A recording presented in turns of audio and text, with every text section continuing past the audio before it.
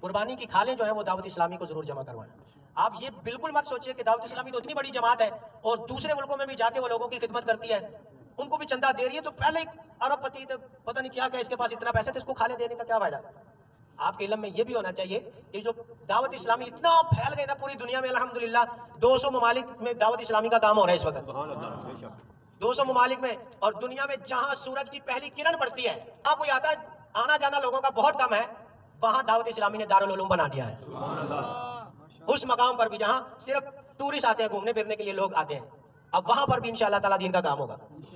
200 ممالک میں کام ہو رہا ہے, ہر سال 300 مساجد تعمیر ہو رہی ہیں, مدارس تعمیر ہو رہے ہیں, ہزاروں کی تعداد میں علماء کرام تیار ہو رہے ہیں. ایسے کو بندہ روز ایک لاوے نا جناب دسترخوان لاوے تو 100 بندے نو کھانا کھواوے, کتنے بندے نو 100 بندے نو کھانا کھواوے نا, تسی کہنا یار بندہ بڑی گل ہے.